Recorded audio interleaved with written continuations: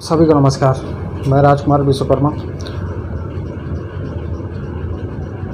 हमारा ये जो छोटा सा कोयलांचल क्षेत्र, जिसे जमुना कोतमा क्षेत्र के नाम से जाना जाता है, आज दिन प्रतिदिन जो है तो यहाँ पर की हालत दयनीय होती जा रही है। आपको भी पता कि यहाँ खदानें धीरे धीरे बंद होने की कगार पर हैं और समय परिस्थितियों को देखते हुए जो है तो अब धीरे धीरे जो है तो जो चिंता का विषय बनता जा रहा है, जिसे सीधे शब्दों में यह कहा जाए कि आज यहाँ पर की घटती हुई आबादी, रोज़गार की कोई व्यवस्था नहीं और यहाँ पर लोगों का पलायन करना एक बहुत बड़ा चिंता का विषय है। आज हमारे साथ बीएमएस के प्रदेश कार्य समिति सदस्य ताराचंद जी जो हैं तो हमारे साथ हैं। इनसे चर्चा करते हैं कि आखिर क्षेत्र की गतिविधियों पर जो है तो किस तरह से यहाँ ध्यान दिया जाए और कैसे यहाँ पर की आबादी बचे और कैसे रोजी रोज़गार की कुछ व्यवस्थाएँ की जाएँ। नेता जी, यहाँ पर के जो हालात हैं आप देख रहे हैं, आप लोगों ने पूरा समय यहाँ व्यतीत किया है, आपने पूरी नौकरी यहाँ पर की, सब कुछ किया, नेतागिरी भी यहीं से चल रही थी, सब कुछ यहीं से था, लेकिन आज क्षेत्र की स्थितियाँ जो है तो बड़ी दयनीय हैं। उसके बारे में आप क्या कहेंगे? सर्वप्रथम तो मैं आपको धन्यवाद दूं कि क्षेत्र की परिस्थिति के संबंध में जानकारी प्राप्त कर रहे हैं और जनता जनार्दन को इससे अवगत भी करा रहे हैं। क्षेत्र की परिस्थिति विगत कई सालों से बिगड़ रही है, लेकिन अभी का जो कार्यकाल चल रहा है ये और तेजी से गिरावट हो रहा है। उसका एक सबसे बड़ा रीजन है कि क्षेत्र में नई खदानें खुल नहीं रही हैं, पुरानी खदानें हैं। अब पुरानी खदान में भी अभी कोयला है, लेकिन दिक्कत यह है कि जो पूर्व के अधिकारी थे वो अपना समय पार करने के चक्कर में अंदर में कोयला छोड़ दिए और सामने का कोयले को जल्दी से लेकर के बाहर निकलते गए। कष्टदायक काम नहीं किए। कोयला खदान जो है, आपको भी पता है, हमको भी पता है कि कोयला निकालने में डिफिकल्टी तो है, कठिनाई तो है। तो पूर्व के अधिकारी कठिनाई न करके जितनी सरलता से कोयला निकालना था वो निकालते गए। अब पुरानी खदान बंद होने की कगार पर आ गई है। अगर उनको चलाना है तो बड़ा रिस्क लेके चलाना है। तो एक कारण ये है। दूसरा कारण ये है कि जो नई खदानें हैं जैसे उतान वगैरह में है, भारत सरकार के माने नीति के तहत वो खदान जो है निजीकरण के हाथ में चली गई। अगर वो खदान जमुना कोतमा ACCL को मिली होती तो शायद इस क्षेत्र की इतनी बड़ी दुर्दशा नहीं होती। लेकिन दुर्भाग्य है कि वो ACCL को नहीं मिली। ACCL को नहीं मिली का मतलब नहीं है, इसलिए नहीं मिली कि ACCL को बोली में पार्टिसिपेट गवर्नमेंट नहीं करने दिया। जो अभी निजीकरण हाथों में गवर्नमेंट माने नेशनलाइजेशन करने के चक्कर में है, उसमें ACCL को जो है भाग लेने नहीं दे रही है। अभी तो सुनने में आया कि शायद कुछ परिवर्तन हो रहा है, लेकिन अगर ACCL नीलामी में भी भाग लेने लगे तो भी ये स्थिति ना हो।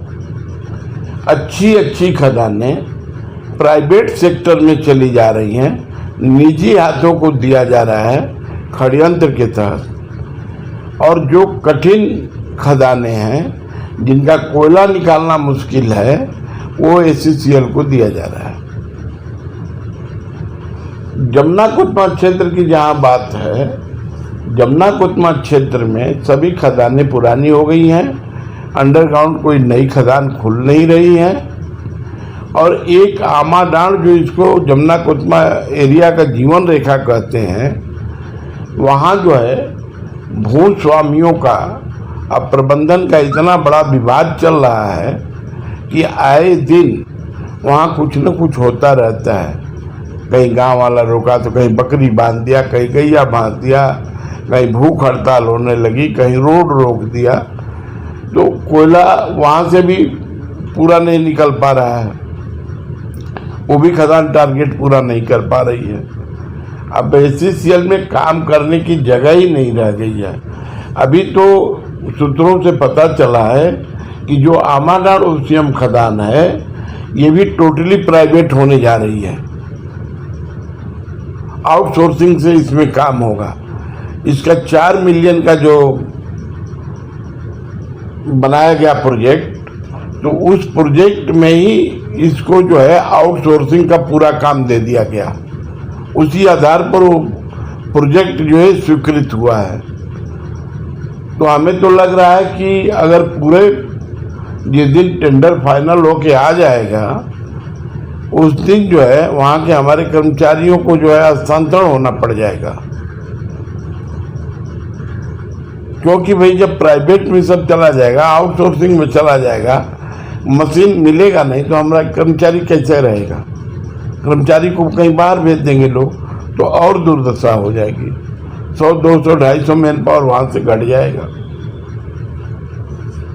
अंडरग्राउंड की स्थिति यही है, नई भर्ती हो नहीं रही है और जो पुराने लोग हैं वो अपना रिटायर किए जा रहे हैं।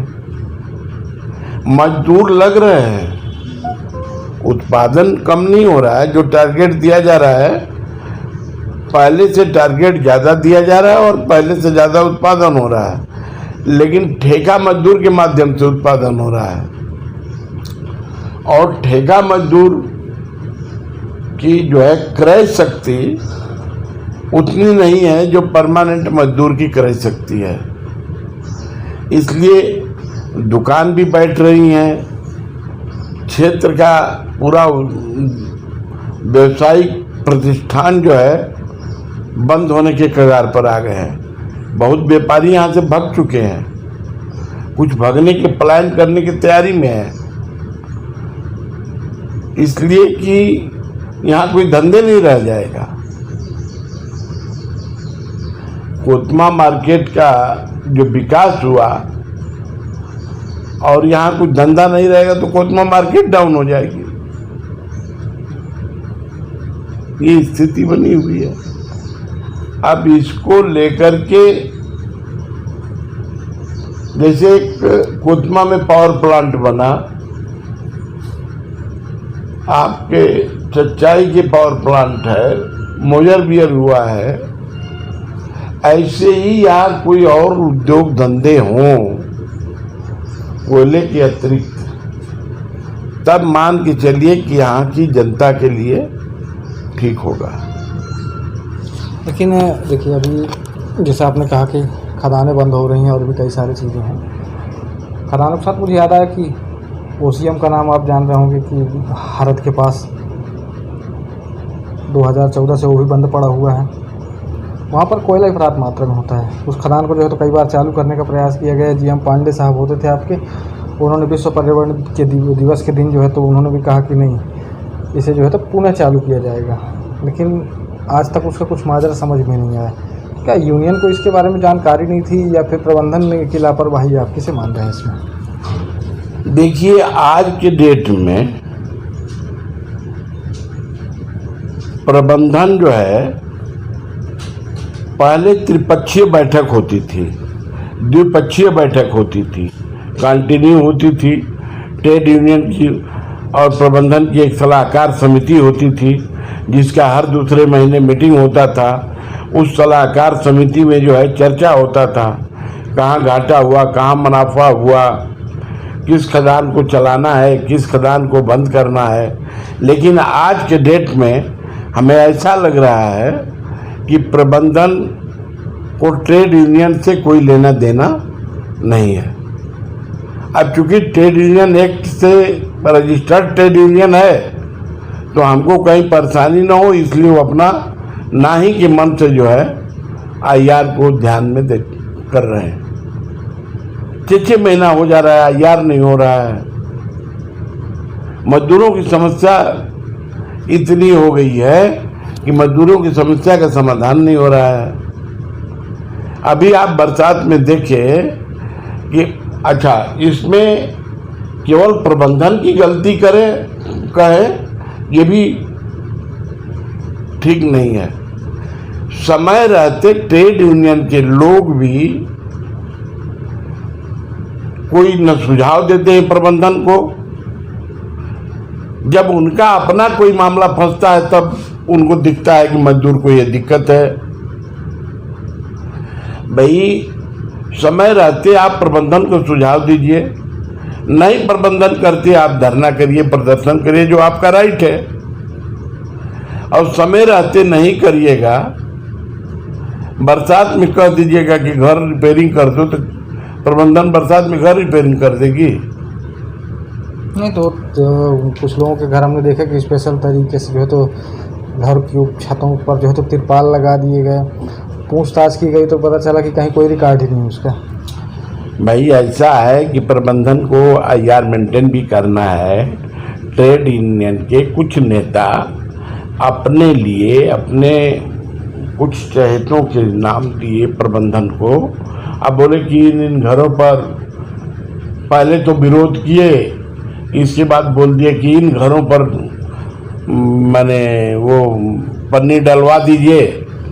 प्रबंधन जो है कहाँ पंगा लेगी भाई? क्यों पंगा लेगी? अपना वो छत पर डलवा दिया, नेताजी का काम हो गया। उससे पूरे मजदूर का तो काम नहीं हुआ ना, कि पूरे मजदूरों की छत पर पन्नी पड़ गई। नहीं तो ये जितनी चिंता है आज जो है तो चलिए ठीक है, श्रमिक कॉलोनियों के लिए कहीं ना कहीं पर चलिए चलता है ये तो। लेकिन सवाल सबसे बड़ा ये है कि जितनी गतिविधियां आज दिखाई जा रही हैं, तो हमें तो क्षेत्र के बारे में सोचना था सबसे पहले। जैसा आपने कहा कि चलिए क्षेत्र में जो है तो आबादी घटती जा रही है, रोजगार की कोई व्यवस्था नहीं, तो यहाँ पर उसके बारे में भी सोचना था लोगों को। देखिए, ऐसा है कि हमारे पास संसाधन है, 2 सीएम बंद पड़ी है, पानी का वहाँ साधन है। अपने को कम से कम छोटा बिजली पावर प्लांट बना देना था। बिजली पावर प्लांट छोटा बन जाएगा तो कंपनी का बिजली का खर्चा बचेगा, मजदूरों को रोजगार बढ़ेगा। इस तरह से कोई ध्यान नहीं दे रहा है अलग से कोई। देखिए, अब ये तो मान के चलिए कि कंपटीशन में तो जाना पड़ेगा। कोल इंडिया के लोगों को भी कंपटीशन में जाना पड़ेगा। और इनकी दुर्दशा ये है कि जो निजी व्यापारी हैं, निजी कोयला खदान खोल रहे हैं, वहाँ मजदूरों का जबरदस्त शोषण हो रहा है।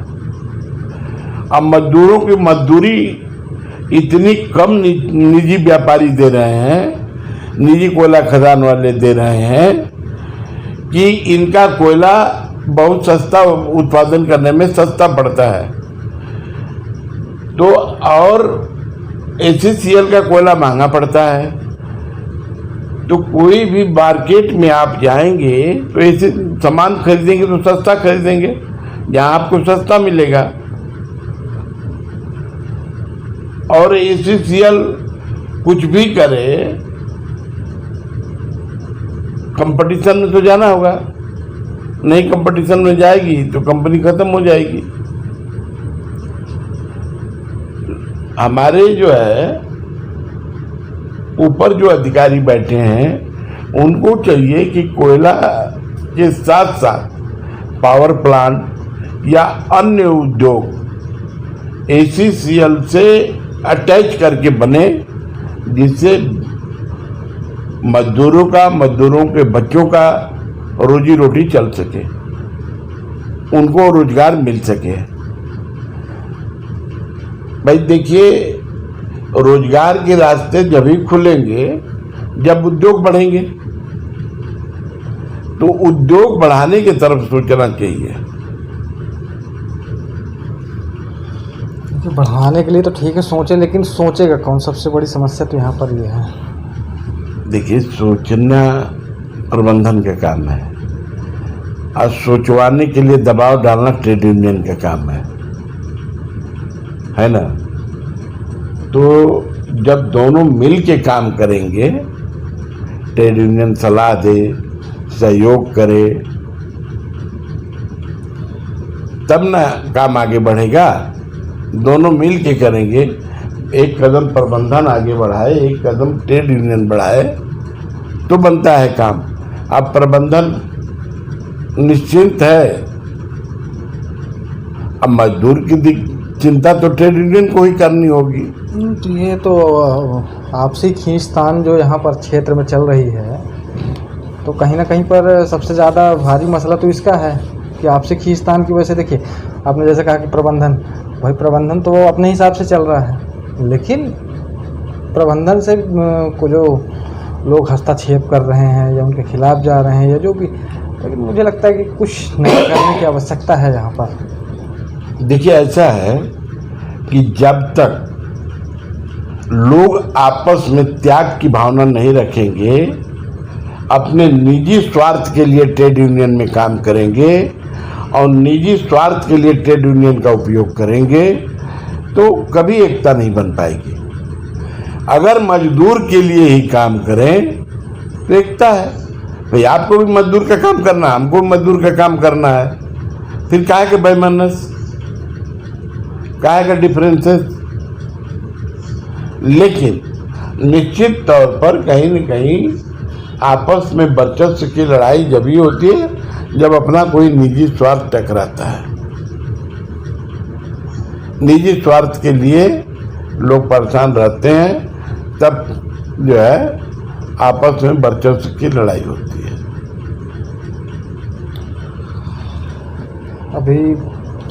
अब भारतीय मजदूर संघ जो है तो क्या करने वाला है रोज़गार को लेकर के? क्योंकि अभी कुछ समय पहले जो है तो आप लोगों ने एक प्रदर्शन किया था, विशाल प्रदर्शन था।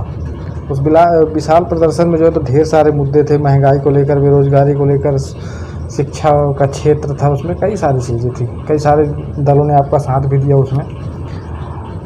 अब अगला कदम जो है वो क्या होने वाला है? क्या वो प्रदर्शन सिर्फ एक दिन के लिए था या रोजगार को लेकर के जो है तो प्रदर्शन आगे भी जाएगा? नहीं, जो हमारा 9 तारीख को प्रदर्शन हुआ, वो प्रदर्शन जो है पूरे देश में जिला मुख्यालयों पर हुआ। हमने सरकार से आग्रह किया है कि भाई पेट्रोल को जीएसटी में लाइए, आप महंगाई को कम करिए, महंगाई पर नियंत्रण करिए, बेरोजगारों को रोजगार उपलब्ध कराने की व्यवस्था करिए। और यदि सरकार ये फेल होती है, हमारे निवेदन को नहीं स्वीकार करती या उस पर जो है उसको नज़रअंदाज करती है, जो हमने ज्ञापन दिया है उसको संज्ञान में नहीं लेगी, तो हमारी राष्ट्रीय कार्यकारिणी जब बैठेगी या जो निर्णय लेगी उसको फिर हम लोग इम्प्लीमेंट करेंगे। हमारी राष्ट्रीय कार्यकारिणी ने तय किया है कि नहीं, हमको लड़ना। भारतीय मजदूर संघ का लड़ाई का थोड़ा सा डिफरेंसेस अलग है, क्योंकि एक गैर राजनीतिक संगठन है और राजनैतिक संगठन के इशारे पर ही काम नहीं करते हैं। भारतीय मजदूर संघ राजनीतिक संगठन के इशारे पर काम नहीं करती है, संगठन अपना काम करता है। तो हम तो लड़ेंगे, हम तो मजदूर के लिए संगठन बनाए हैं, मजदूरों के लिए बनाए हैं और मजदूरों के द्वारा बनाया गया है, तो हमारी तो लड़ाई होगी। अब यह है कि चरणबद्ध लड़ाई है। देखिए, फिर देखते जाइए, आगे कुछ और होने वाले हैं। चलिए ठीक है, वो तो आने वाला समय बताएगा, क्योंकि आने वाला वक्त जो है तो एक अच्छी पहल भी ला सकता है और कुछ गतिविधियों में जो है तो परिवर्तन भी आएंगे। और रही बात क्षेत्र की, तो जहाँ तक मुझे लगता है, मेरी खुद का जो समन्वय है वो यह कहता है कि हमारे यहाँ जो है तो अगर रोज़गार की व्यवस्था चाहेगी तो उसके लिए मुझे लगता है चाहे ट्रेड यूनियन के लोग हों या यहाँ भारतीय जनता पार्टी के लोग हों या फिर वो समस्त दल जिन्हें लगता है कि नहीं हम राजनीति में हैं, राजनीति हम करते हैं, तो उन्हें सबसे पहले क्षेत्र की व्यवस्था के बारे में सोचना चाहिए, क्षेत्र में रोज़गार की व्यवस्था के बारे में सोचना चाहिए, लोगों के बारे में सोचना चाहिए। लेकिन आज शायद वो स्थितियाँ नहीं हैं। मुझे इस बात को कहना नहीं चाहिए था, लेकिन मैं आज कह रहा हूँ कि यहाँ पर की जो राजनीतिक गतिविधियाँ सिर्फ और सिर्फ सेल्फी सेशन तक हैं, और सेल्फी सेशन के अलावा सब ने अपनी अपनी जो है तो राजनीतिक रोटियाँ सेकने का जो है तो काम किया है यहाँ पर। अभी हाल फिलहाल जो है तो हमारा प्रयास ये होगा कि हम ज़िले के जो अधिकारी हैं, जो रोज़गार कार्यालय का माध्यम है और वहाँ पर से जो रोज़गार के माध्यम बनते हैं, उन पर भी जो है तो हमारे साथ जो बीएमएस के पदाधिकारी ताराचंद जी हैं वो भी हमारे साथ जाने को तैयार हैं। वहाँ पर चर्चाएं होंगी कि किस तरह से जो है तो हमारे क्षेत्र में जो है तो छोटे छोटे रोज़गार की व्यवस्थाएं हो सके, कैसे लोग अपना जीवन यापन करेंगे और कैसे आगे की गतिविधियों को जो है तो बढ़ाएंगे। इसी के साथ मैं विराम देना चाहूँगा। मैं राजकुमार विश्वकर्मा, धन्यवाद।